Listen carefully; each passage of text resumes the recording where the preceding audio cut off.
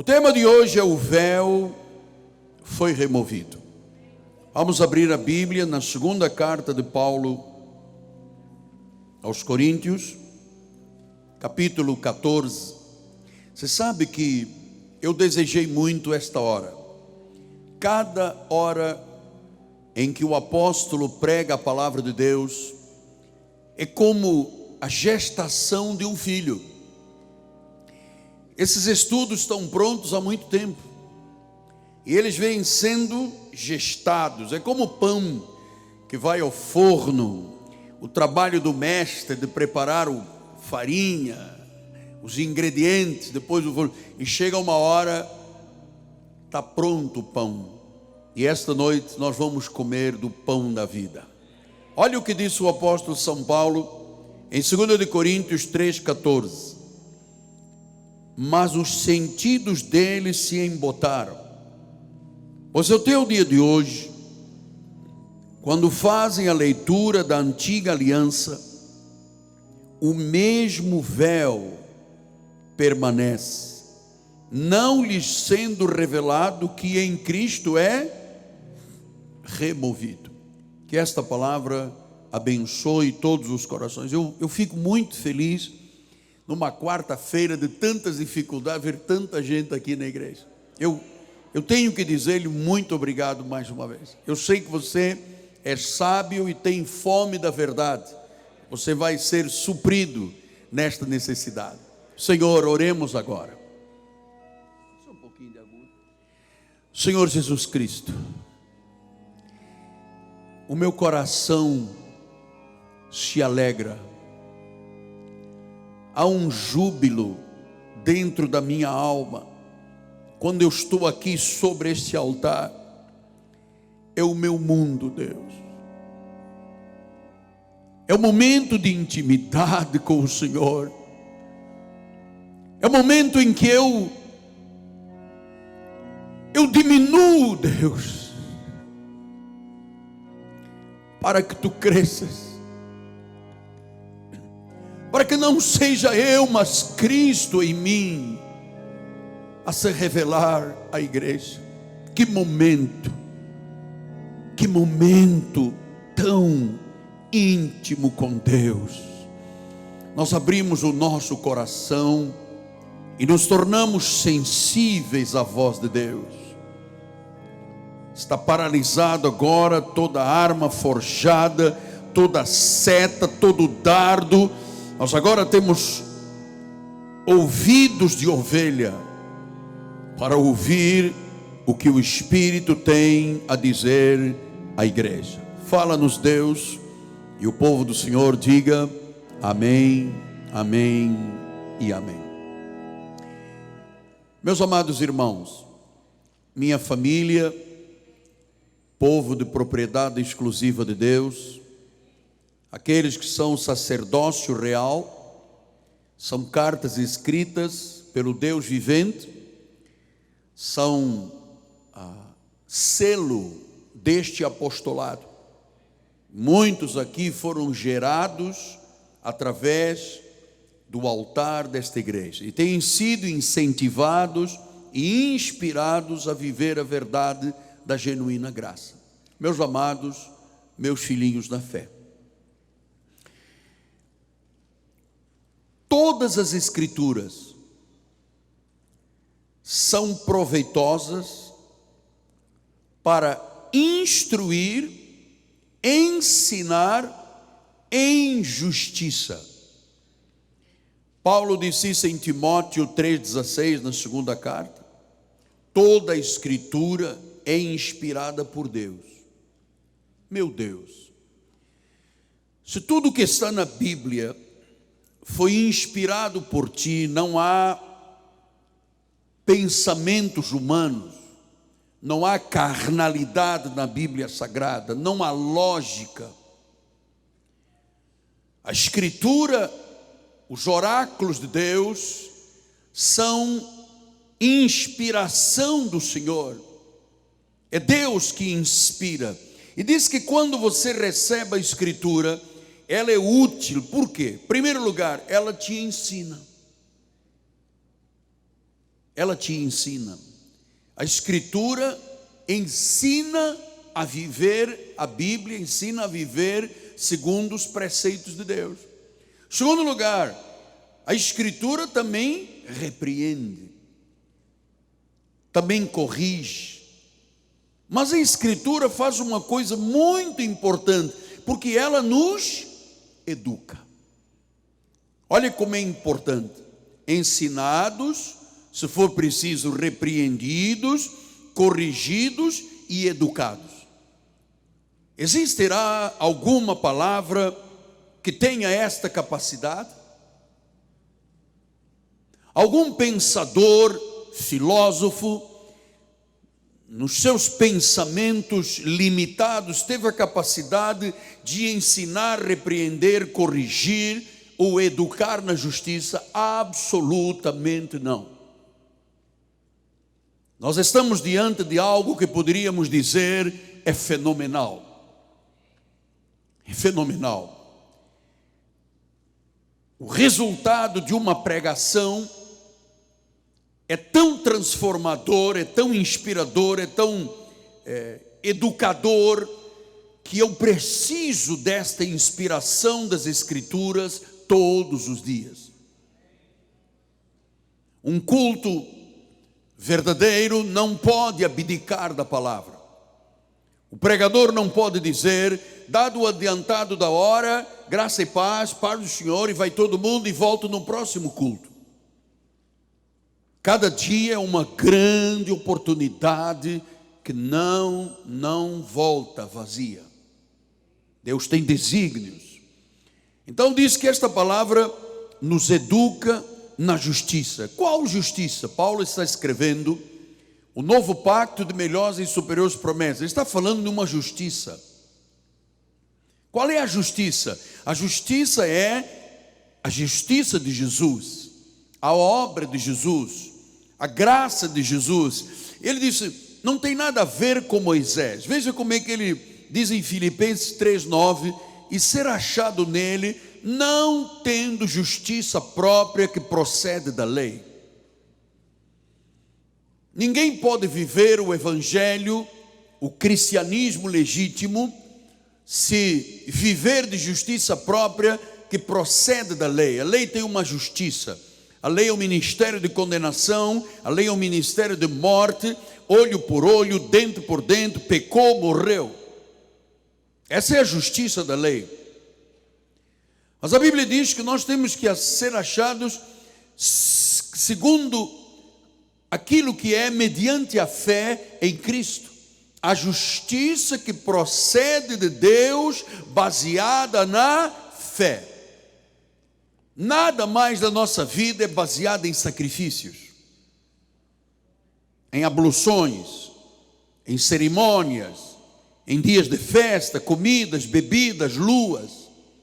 Não, diz que agora é mediante a fé em Cristo, é a justiça que procede de Deus, baseada na fé, não é baseada na lei. Quer dizer que aquele velho versículo, a alma que pecar morrerá, isto é justiça baseada na lei. A lei tinha 613 mandamentos. A lei tinha sacrifícios, queimavam gorduras e ofereciam aquelas gorduras diante de Deus, matavam-se animais, e o pecador que corrompia algo que Deus determinava era morto. Mas Paulo disse, não, agora não é mais essa justiça. Meu Deus, por que a igreja de Jesus não vê isto? Porque nós temos hoje milhares, milhões de cristãos sufocados com a justiça da lei, amedrontados. Se Jesus viesse hoje, quem sabe eu não iria, e ele apagaria o meu nome do livro da vida, a alma que pecar morrerá. Isto é mal para a vida espiritual.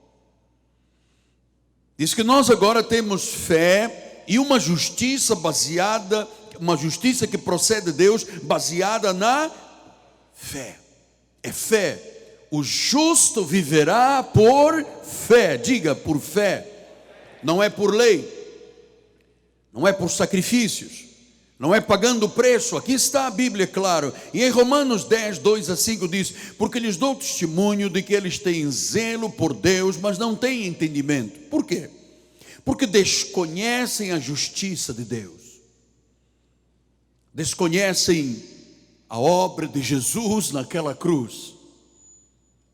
Chegam mesmo com os seus cultos, chamando e chegam a chamar a Jesus de mentiroso, porque estão fazendo o que ele já fez, e dizem que o que ele fez não é suficiente. Então nós temos que fazer, olha, desconhecem a justiça de Deus e procuram estabelecer a sua própria.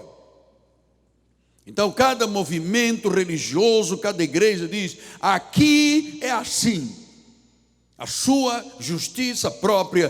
Por quê? Porque não se sujeitam a que vem de Deus. Vocês estão olhando estes versículos? Olha o drama do Espírito de Deus querendo fazer a obra, e cada um dizendo: eu tenho justiça própria, sou eu que tenho que mergulhar nas águas para tirar o pecado, porque a justiça de Jesus, que levou o pecado, a maldição e o castigo, não serviu para nada. Isso é dramático. Eu disse, isto é dramático. E ele diz depois: porque o fim da lei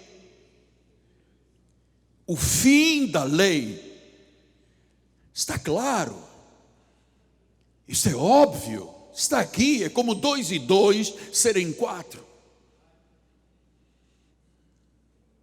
Ele diz: o fim da lei. A igreja de Jesus disse: a lei não tem fim, porque nós temos justiça própria. E aqui nós dizemos que a mulher que cortar o cabelo perdeu a salvação. Isso é justiça própria. O fim da lei é Cristo para a justiça de todo aquele que crê. Diz o versículo 5: ora, Moisés escreveu que o homem que praticar a justiça decorrente da lei vai viver por ela. E a nossa justiça é decorrente de quê? Da fé, da justiça de Deus, daquilo que Jesus fez, do sacrifício que ele fez, do que ele carregou para aquela cruz, o castigo, a dor, a maldição. Ele já fez justiça. A igreja tem que entender isto. Todo aquele que permanece na justiça do Velho Testamento anula, olha o que eu lhe estou dizendo, anula, inutiliza o sacrifício de Cristo. Se é por obras, então Cristo não serviu. Se é pela lei de Moisés e o sacrifício, vigília e jejum, então Cristo está inutilizado, está anulado. Paulo disse isso em Gálatas 2:21. Guarda este versículo. Este versículo é chave para quem quer viver a vida da plenitude da graça. Ele diz: eu não anulo a graça de Deus. Eu pergunto aqui com honestidade e sinceridade: qual dos membros desta igreja anula o sacrifício de Cristo? Graças a Deus. Eu tenho paz esta noite, porque nenhuma pessoa levantou a sua mão. Estão ensinados. Olha, a Escritura já te inspirou. Pois diz: porque se há justiça mediante a lei. Por favor, este versículo você vai decorá-lo. Eu não anulo. Quer dizer que é possível anular. E ele diz como? Se a justiça é mediante a lei, quer dizer que se eu tenho que continuar pagando preço, sacrificando, guardando dias de festa, comidas, bebidas, vigílias, abluções, batismos, shalom, os mandamentos do antigo pacto, então segue-se que morreu Cristo em vão. Não serviu para absolutamente nada a morte de Cristo. Eu vou lhe dizer com temor e respeito, mas é uma grande vergonha.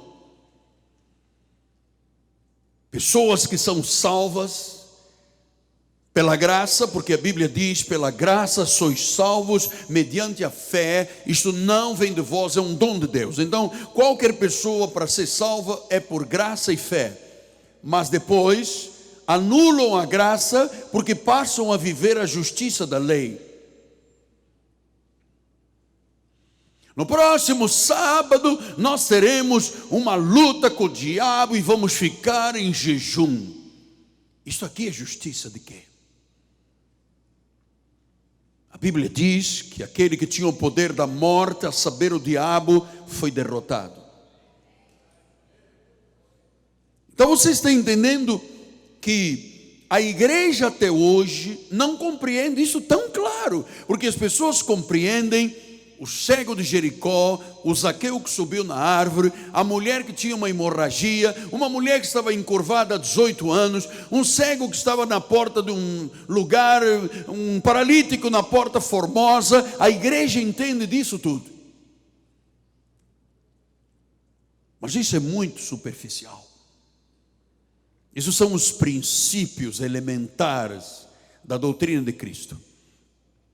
Paulo disse aos Hebreus: pondo de parte os princípios elementares da doutrina de Cristo, deixemo-nos levar para o que é perfeito.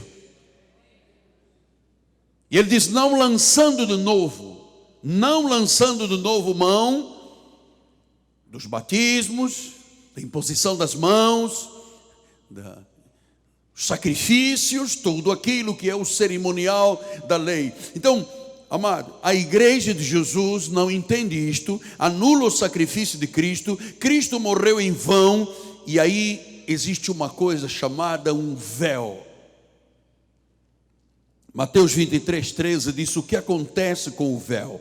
Ai de vós, escribas e fariseus hipócritas, porque fechais o reino dos céus diante dos homens, pois vós não entrais, nem deixais entrar os que estão entrando. Nós temos milhões de pessoas aí fora, muitos que são um povo de Deus, querendo começar a vida espiritual, mas têm medo.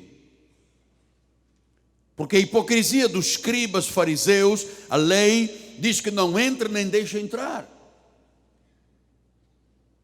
A pessoa já tem um modus vivendi tão triste. Você sabe que há pessoas que aceitam e se conformam em viver doentes, aflitas, exaustas, depressivas, acham isto normal. E quando a pessoa começa a achar normal, começa a dizer: este é o meu karma, eu tenho que tomar calmantes, eu tenho que tomar tarja preta, eu tenho uma depressão, uma angústia, um medo, uma insegurança injustificada, mas isto é normal para mim. Se você achar ser normal, ser uma pessoa doente e incapaz, é porque o evangelho ainda não penetrou a sua vida.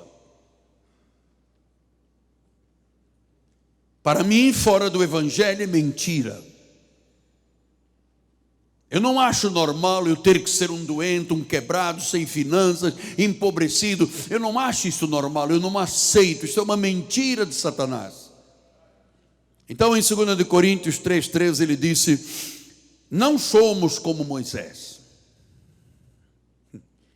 Não somos como Moisés. Moisés punha um véu sobre a face para que os filhos de Israel não atentassem na terminação do que desvanecia, a lei. Ele desceu lá do Sinai com aquele véu, porque aquela luz que estava ali no seu rosto, ele sabia que aquilo ia desvanecer e ia ser retirado. A lei não serve. E ele diz no versículo 14: mas os sentidos deles se embotaram, pois até o dia de hoje, Paulo disse isto há 2000 anos, eu vou dizer até o dia de hoje, 16 de novembro de 2.16, disse: quando fazem a leitura da antiga aliança, o mesmo véu de Moisés permanece. É muito triste. Cristo veio fazer uma obra singular, uma obra maravilhosa. Naquela cruz, Ele veio perdoar os nossos pecados, tirar o castigo, anular definitivamente tudo o que nos condenava.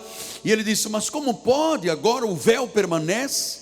Você não sabe que quando não é revelado, mas quando uma pessoa se converte em Cristo, ora, vamos ler esta palavra: o mesmo véu permanece, não lhe sendo revelado que. Então isto é uma revelação. Isso não acontece que eu tomei e comi um hambúrguer estragado com uma Coca-Cola cheia de açúcar, tive um pique no meu pâncreas de glicose, então eu disse, oh, agora eu estou...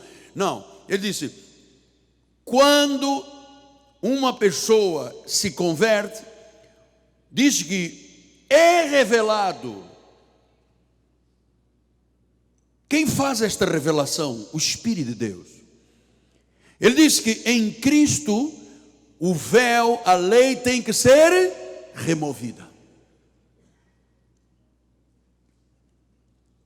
Mas isto não acontece. Não, vamos ver o que diz o versículo 15. Mas até hoje, eu vou dizer até hoje também, quando é lido Moisés, quer dizer, eu conheço a Bíblia toda, mas eu sei que há um pacto para os gentios e um pacto para os judeus. Moisés é Moisés, Jesus é Jesus, a lei é a lei, a graça é a graça. Então diz que quando é lido Moisés, o véu está posto sobre o coração. As pessoas não conseguem, porque isso é uma revelação. Graças a Deus que você já entendeu. Graças a Deus que o véu foi removido da tua vida. E ele diz no versículo 16: quando porém algum deles se converte ao Senhor, ele diz, o véu é retirado. Não há conversão legítima, não há salvação eterna se o véu não for retirado. A pessoa fica com os olhos toldados, ele não consegue, ele está perturbado, ele tem um véu. Ele disse, se você se converteu, o véu é retirado. Então cabe ao pregador tirar os véus da lei. O véu é removido. Manter o véu do Antigo Testamento é o que, apóstolo? É querer justificar as obras da carne. É não dar glórias a Deus. É não viver a plenitude, é ter um véu. A lei desvanecia, a lei perdia a força, mas esse véu ainda hoje está colocado. 2017 anos depois que o véu foi retirado, a igreja de Jesus continua, é a tradição religiosa. Então Efésios 2,15 ele disse, aboliu na sua carne a lei dos mandamentos de ordenanças, para que dos dois criasse em si mesmo um novo homem, fazendo a paz. Diz que Deus aboliu, Cristo na sua carne, a lei dos mandamentos e de ordenanças. Está abolido. A escravatura no Brasil foi abolida. Não podemos continuar com escravos. A lei foi abolida, tudo que era mandamento, 613 mandamentos.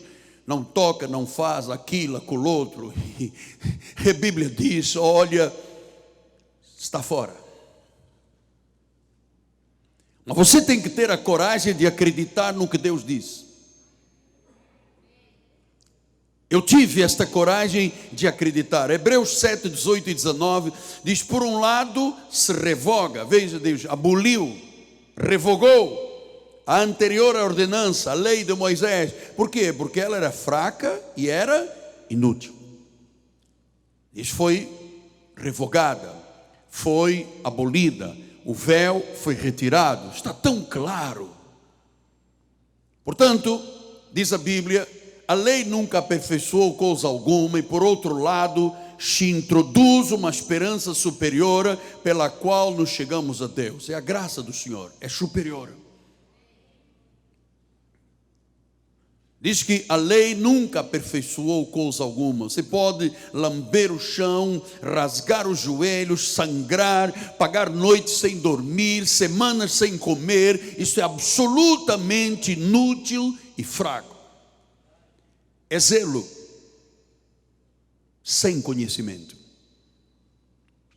Gálatas 3,3 disse, Cristo nos resgatou da maldição da lei. Revogou, aboliu, resgatou. Essas palavras estão aqui. Eu não estou lendo isto de um outro livro. Tudo que está passando no telão é tirado da Bíblia Sagrada. Esse Cristo nos resgatou da maldição da lei, fazendo-se Ele próprio maldição no nosso lugar. Então a igreja tradicional, legalista, em vez de abolir o Velho Testamento, aboliu Jesus. Em vez de revogar o que está revogado, voltaram e imprimiram na mente e nos corações do povo. Tanto é verdade que quando algum legalista me ouve pregar estas verdades, a primeira coisa que diz, ele é um falso profeta. Porque sequer leu na Bíblia e o que eu estou lendo. Você sabe quantas vezes eu já estive em lugares onde eu fui pregar e eu disse assim, abra a Bíblia em Filipenses ou Colossenses, alguma coisa do gênero, Efésios, e eu vi líderes caminhando daqui, olha, de Gênesis e correndo em Samuel, porque não sabiam onde estava Efésios. Porque estão lá com Moisés, com véus, os olhos toldados, embotados, disse Paulo. Eles não conseguem ver o que está feito. Então, disse Paulo em Gálatas 2, 18 e 19, olha, esta palavra é linda.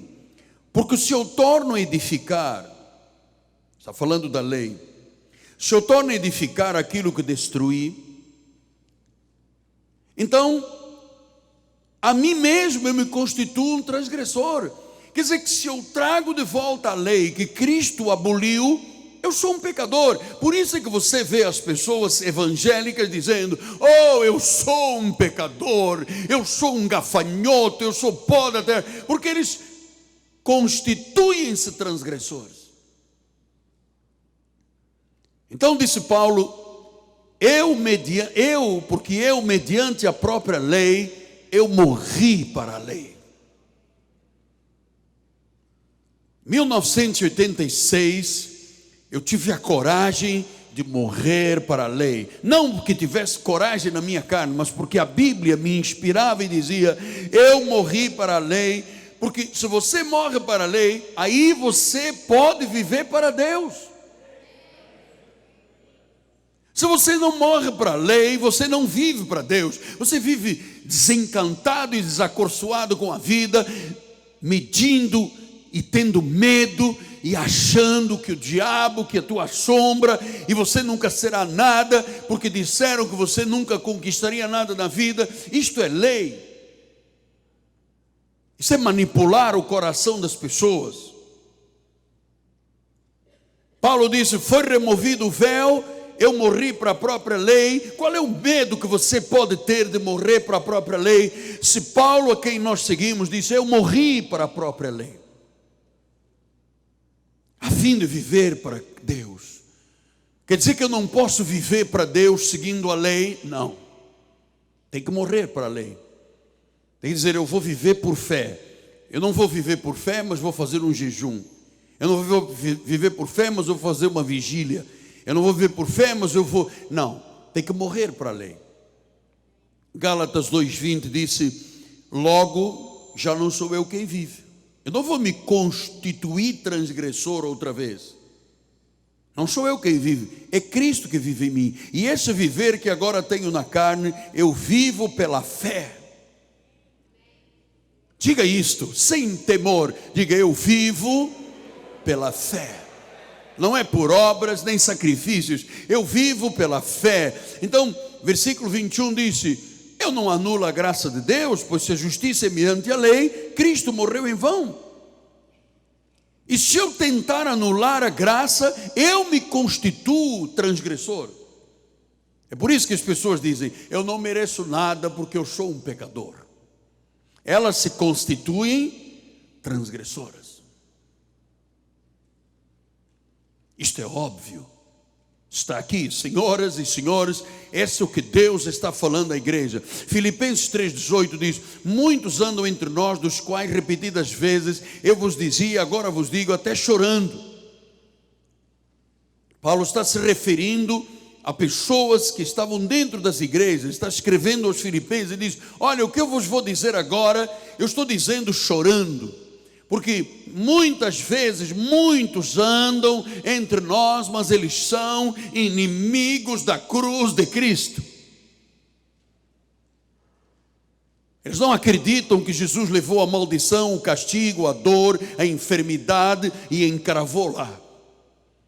Então Paulo disse, eu vou chorar por isto. E ele chorava e dizia: oh, esta gente que anda entre nós são inimigos da cruz de Cristo. Eles não acreditam no que Cristo consumou naquela cruz.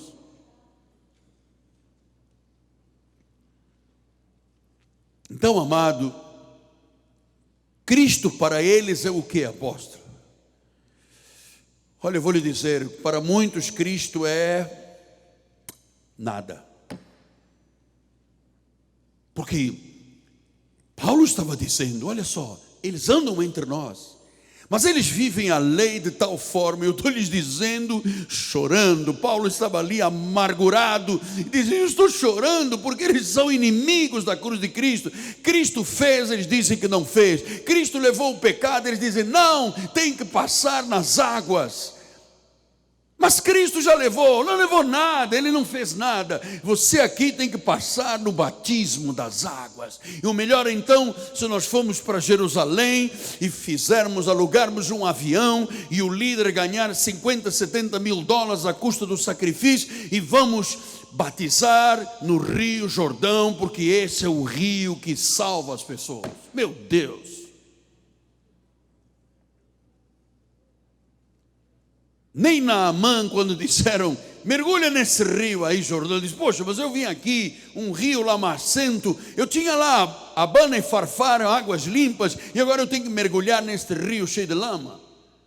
Sim, eu fui batizado em Jerusalém. E Kiko,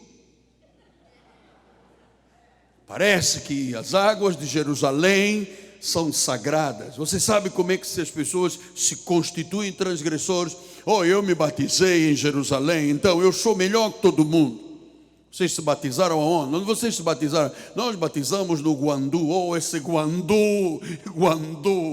Eu fui em Jerusalém, gastei 12 mil dólares, mas olha para mim, estou limpo. E diz, Cristo mentiu.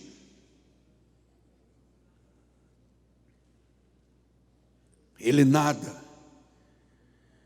A Bíblia diz que 2 Coríntios 3,6, 2 Coríntios 3,6, está aqui na página 2, diz, o qual nos habilitou para sermos ministros de uma nova aliança, não da letra, mas do Espírito, porque a letra, a lei, mata, é o ministério de condenação e morte, e nós fomos habilitados para sermos ministros de uma nova aliança. Oh, eu não sei ser um ministro de Moisés, eu não tenho aqui um incensário, e o bispo escudeiro vai acender o incensário, e nós vamos com o incensário, e agora vamos matar um cordeiro, e depois todos os homens, domingo, vão para o meu gabinete, porque eu vou operá-los, e vou circuncidá-los, com uma pedrinha. Você sabe, se eu quiser viver nos passos de Jesus, eu tenho que terminar numa cruz em Jerusalém. Mas ele fez isto por quê? No nosso lugar. Ele foi o nosso substituto. Colossenses 2,14 diz, tendo cancelado o escrito da dívida que era contra nós, que constava de ordenanças, era prejudicial, ele removeu inteiramente as ordenanças, as dívidas, a dor, o castigo, e ele, o que ele fez? Diga, encravou. Vamos lá, o que ele fez? Encravou aonde? Na cruz. É lá que está. Ali estão os inimigos da cruz de Cristo, que não acreditam que ele já encravou tudo lá. Eu acredito. Você pode dar um glória a Deus. Ele encravou, está encravado. Ele cancelou, está cancelado. Então, o que se passa com os religiosos? Estão aprisionados ao pacto da lei de morte. Em 2 Coríntios 3,14 diz, quando alguém é convertido, o véu lhe é removido, e os sentidos deles se embotaram. Os sentidos, a visão está embotada, o gosto, o tato, o olfato, tudo está embotado. A pessoa não consegue ver nada, porque ele tem um véu. Os sentidos se embotaram, o véu permanece, não foi removido. Então Jesus tem uma linguagem, amado. Você sabe qual é a linguagem de Jesus? A graça genuína de Deus. João 8, 43 e 44 disse: qual é a razão porque não compreendeis a minha linguagem? A linguagem de Jesus não é a linguagem de Moisés. A linguagem de Moisés era a lei. Ele dizia: povo,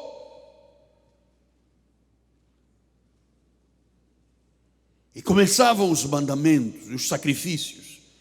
E diz que havia um tabernáculo onde uma vez por ano entrava um sumo sacerdote com a perna amarrada, com um guizozinho, e ele ia lá e sobre aquela arca ele derramava sangue em favor daqueles que estavam lá fora, no arraial. E diz que ano após ano ele precisava de repetir, porque ano após ano, quando o povo pecava, ele derramava sangue. O povo pecava, ele derramava sangue. Mas a Bíblia diz que ano após ano tinha que se renovar. Agora vem Jesus e de uma vez e para sempre. Eu não preciso todo domingo aceitar Jesus. Eu não preciso todo domingo me arrepender. Arrependimento é um e para sempre. Sim, mas se eu pecar, a Bíblia diz, Deus disciplina, corrige, açoita, mas não tem esse negócio de que segunda-feira pequei, quarta recebi e aceitei Jesus, sexta pequei, no domingo eu vou novamente e aceito. E há pessoas que já aceitaram, quando a Bíblia diz, não é aceitar, é confessar ou receber. Aceitar é Moisés, receber a linguagem da graça. Qual a razão porque não compreendeis a minha linguagem? Sois incapazes de ouvir a minha palavra, disse Jesus. Então se você não ouve nem me compreende, você é do diabo.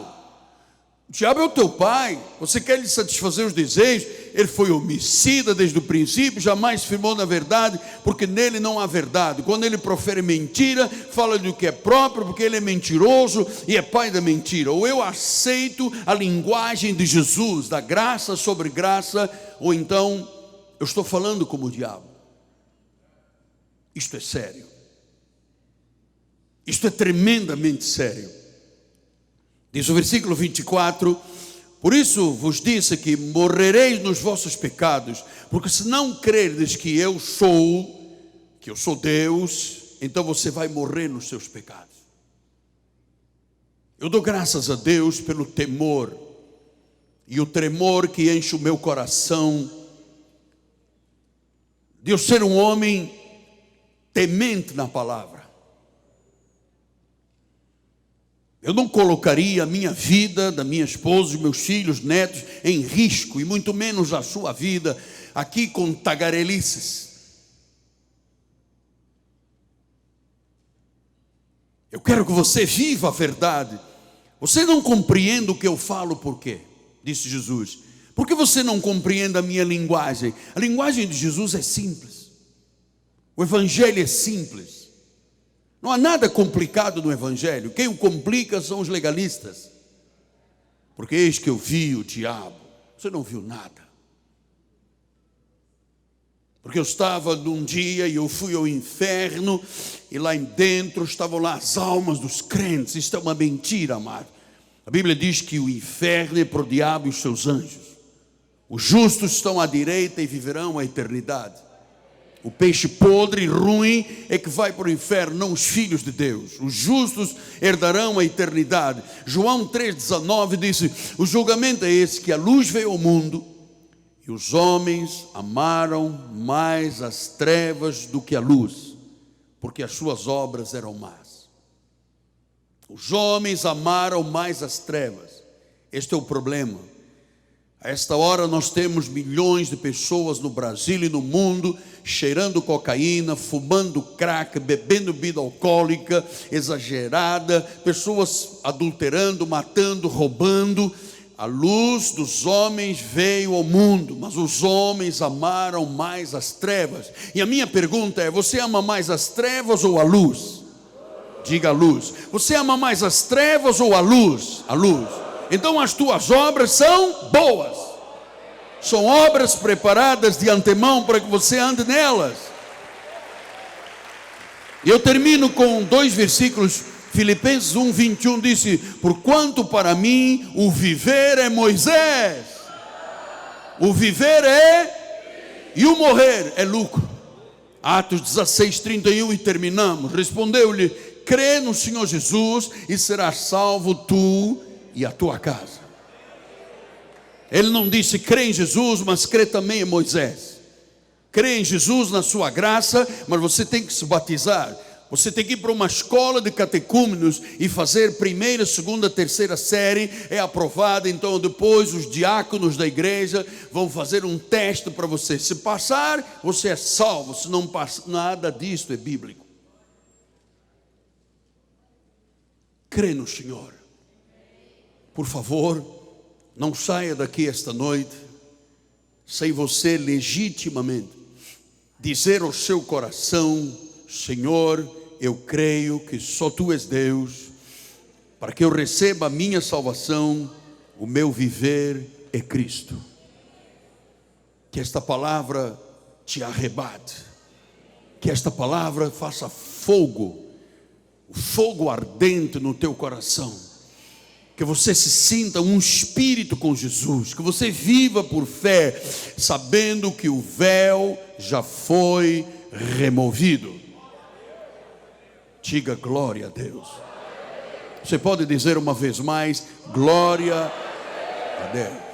Vamos dar um aplauso ao Senhor.